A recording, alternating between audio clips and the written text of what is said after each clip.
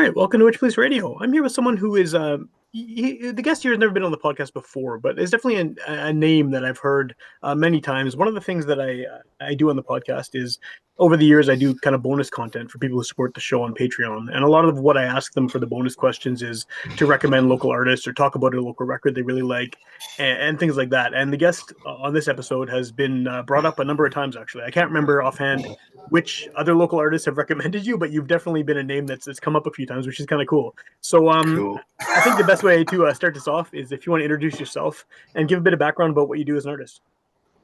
Okay, yeah, my name's Sam Singer, and I write songs. I sing those songs, and I've been doing that for quite a bit of time, starting with bar and bat mitzvahs, and then working my way up through the circuit to, I don't know, like I've been playing shows since I was like 12 years old, Oh, and, wow. a couple like...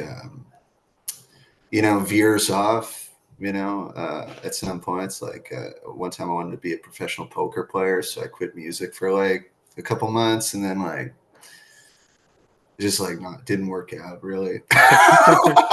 Well, I assume not if you're still doing the music And thing, right? yeah, no, and I don't play poker, so Awesome. that dream's dead. The Yeah, music yeah, is still yeah. alive.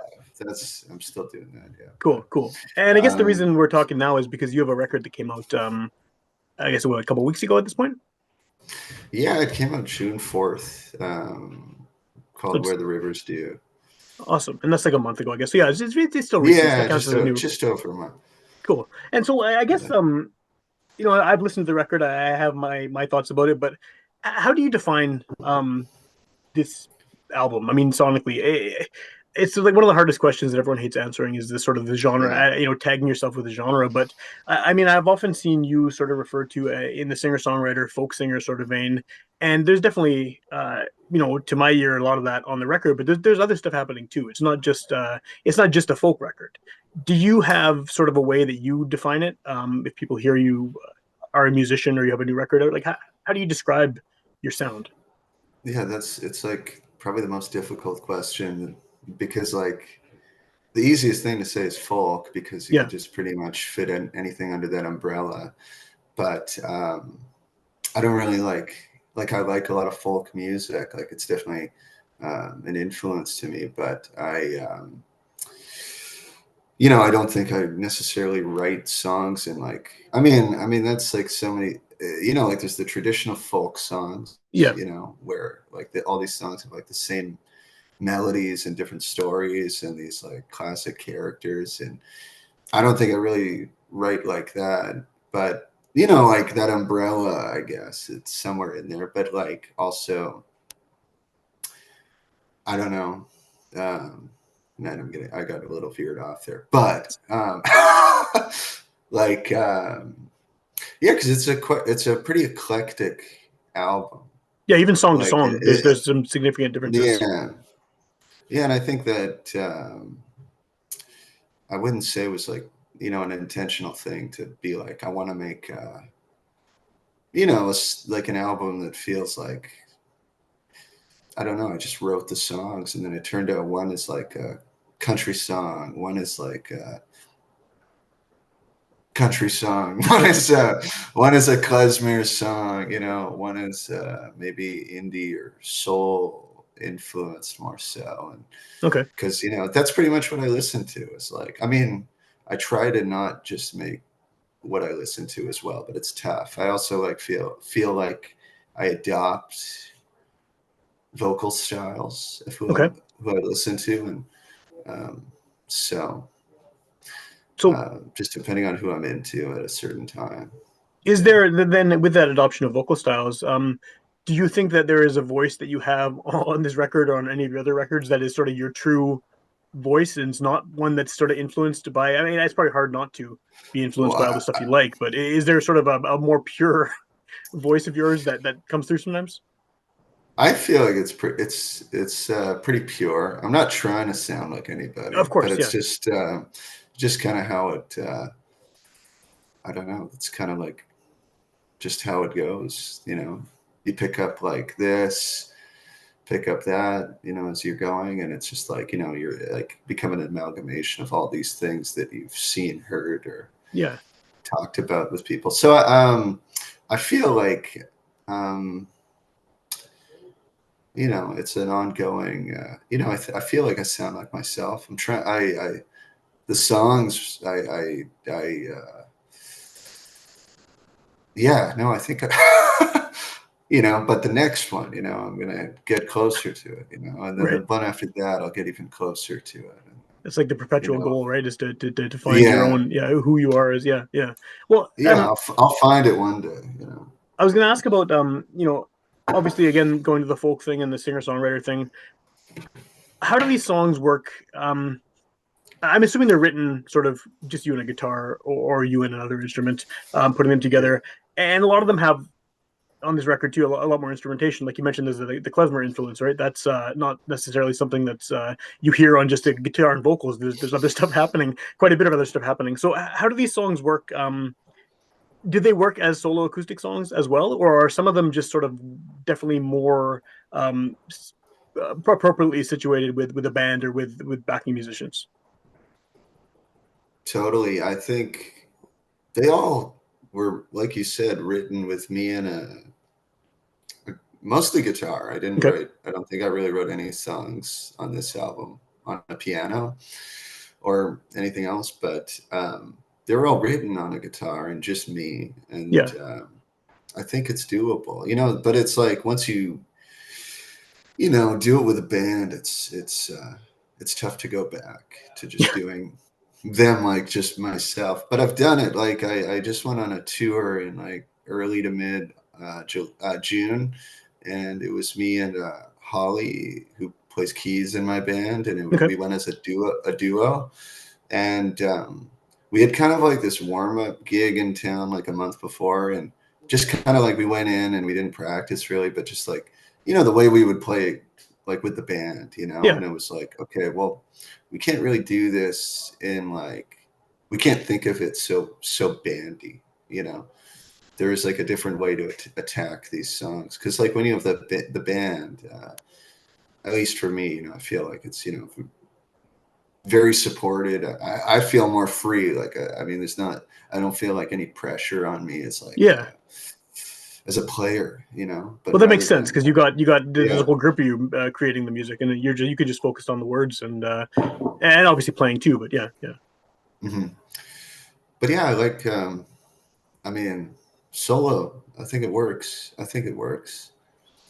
Do the Um, songs like on this record particularly? I guess like you said, you wrote most of them on yourself and acoustic guitar.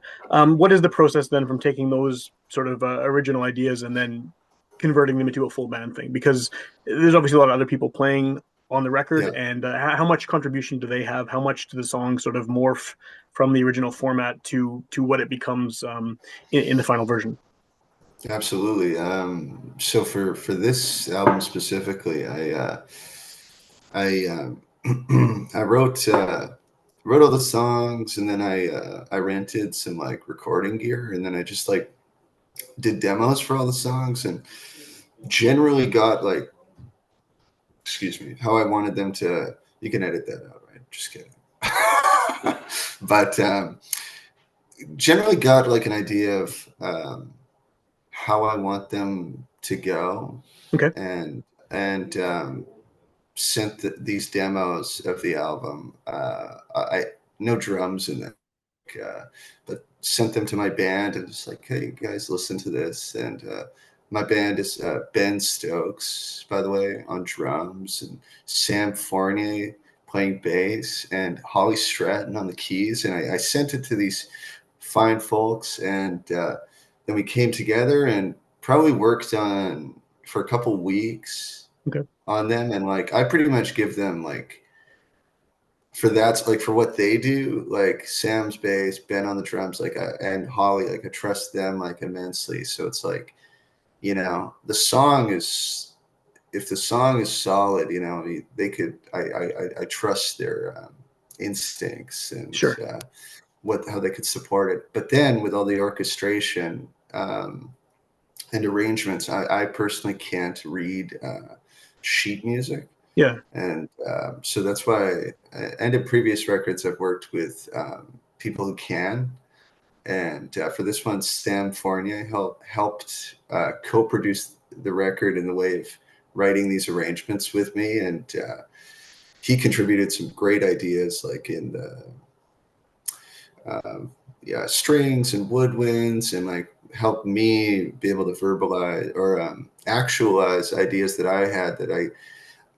One lesson that I was taught was just by some teacher of life that comes at some point, was that who knows a lot more about music than I, Yeah. was that for strings and woodwinds to have an arrangement of written out is very important. And and so and so with that, we recorded all the we like I it was a very like all for the budget, really, like Right. because we recorded the whole album in a day. Oh wow, At that's impressive. Yeah. yeah, Yeah. and then but in reality, it was like 2 days because we recorded Even at still, that's like impressive. yeah, like we recorded all the bed tracks like live with the band. I mean, and I don't want to sound arrogant. I want to say thank you for saying that's impressive. Like, yeah, yeah, that's Well, no, impressive. because I mean, I have people on I here don't talk want to about sound spending like that. weeks, right? I mean, so, Uh, so doing it in a day or two is definitely much quicker than the sort of the average recording time. well, I had a plan, of how I wanted it to go, and but then it's funny, like how plans work when things don't work out, but then you kind of make sense of everything, and it's all good. So Yeah. like we did it, and my initial idea was to do everything live, like the orchestration too, but that was just really crazy and wouldn't make any sense, and we couldn't it just wouldn't work. So we did the Right. beds live, like all of us, like drums, keys, me, guitar and vocals, and drums. I think I didn't I think you say, and said you might have. Yeah. Yeah. I might have said it. I don't know. And then Micah played guitar on one song, and it was Cool. pretty cool because he never heard the song in his life before, and then he was just like rip, ripped it. And then, anyways, just to finish this thought, so we had the live session, and then like the next session was like at No Fun Club, and the idea was to do live overdubs, which is Okay. just having 3 to 5 people playing in their different areas all together with the just playing to the track, Okay. and just to hopefully get that energy of kind of moving Yeah. and feeling alive. So Yeah. Well, I was going to ask I you hope about that the strings and that kind of stuff. I mean, with the orchestrations, like you said, you don't read music, so you can't handle that part. How do you convey that then to whoever you have working on that side of things? I mean, like, do you sort of leave that up to them, or do you have these ideas in your head of what you want this to sound like that you somehow kind of put across?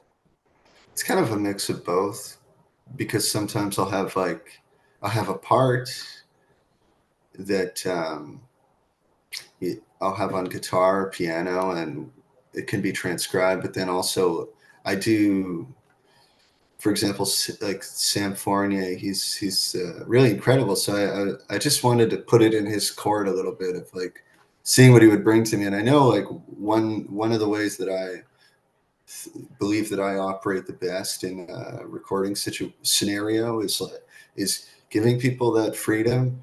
But Okay. then I have when I start hearing those ideas, I start getting a lot of ideas, and then we're kind of like rolling from there. And but some parts are because I do a lot of I don't know, when I'm writing a song, I'm usually messing around with the really um, like badly, but like trying to figure the parts out, Okay. But yeah, so it's a mix. It's a mix of both. How long have these songs been in the works? I mean, like, I guess the question is not so much that as how how quickly do you turn around songs? Because I know you have other Yeah. releases as well. How long do these things need to percolate before you actually put them on record? And I imagine this may or may not have been influenced by the pandemic too. Just coming out of that, depending how old the songs are, I guess.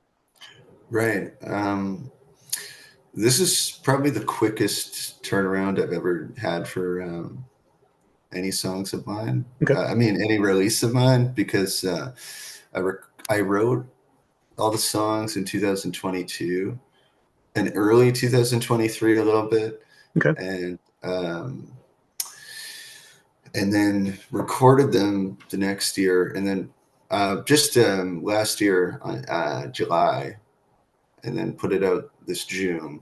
But yeah, I mean, when I went on like a bit of a trip, like a trip in spring of May, spring of 2022, with kind of the intention to come back home with at least the start of an album. Okay. Okay. Or like, I would have liked to have it written, but it's probably better that it took some time to write some of those songs. But yeah, I mean, I feel like right now I'm kind of working through this process of catching up to song, like this release aside, like what I'm kind of working on next is like catching up on songs that I kind of let slip away. Okay. And so Are there a lot of those? I don't, yeah, there's a lot of them, and just um, yeah. So I've been more. I mean, I feel like I really lost my train of thought there. I just played basketball before this, so I'm pretty like worn out. But I'm trying to drink this coffee to keep me alert, But Right on. No, it's all good. It's all but good. I was going to say, what with this record, what has the reception been so far? I know it's still quite new, but I mean, people have mhm. obviously heard it. You've, like you said, you've done a bit of touring and stuff recently. What's the reaction to these songs? I think people like them. At shows, people seem to be very happy, which is It's a good nice. thing, yeah, And yeah, yeah, then I mean, then some of the. I mean, I wouldn't say there's any like real downers on the album. Not that that's a bad thing, but uh, other than that, I don't know. I People have told me they liked it. It's getting some, I don't know, played on like places where I've never had my music played before, which is really cool, like that is cool. Sirius XM or CBC. I've never really had my music out there like that before, so it's kind of cool that it's getting out there, and hopefully, the cool thing is it'll be out forever, Yeah, and you never know like how these songs. I don't know where they end up. It's kind of weird. Like I've had songs that like one song in particular I wrote when I was like 18, and then last year it like found me in such a weird way, like through somebody else. okay, They're kind of and I don't know, just made me think it's weird, like these things that like I don't know, something I could write when I'm 18 finds me when I'm 25. Now I'm yeah. 26, and so this album, it's I mean it's really young, so hopefully um, it can keep I don't know, doing something. It's doing what it's got to be doing, which is Yeah, just being out for people to hear, and hopefully like one person will be like, this is awesome. that's what you want, though, right? I mean, because it's I, it's released now; it's out of your control. People will yeah, find it from anywhere now because the internet sort of facilitates that. So, yeah, like you're right. I think a song that you could write a song on this record that 10 years from now someone discovers and uses it for something, and then it gets a whole new life. It's this weird kind of perpetual existence of all this stuff is kind of cool. I think so. So where can people hear this? Where can people find this record? I know Uh, that the way people consume music in 2024, there's no sort of one way. you do it. I mean, some people are into physical media like me. Some people do only streaming. Some people will listen on YouTube or whatever. Like, where would you send someone to check out this record if you had a preference? Probably Spotify Okay. or like Apple Music, just because it's the easiest for the listener. Um, I guess it's pretty Bandcamp is, heavily used, right? Those two apps are, yeah, yeah, yeah. I mean, most people use them.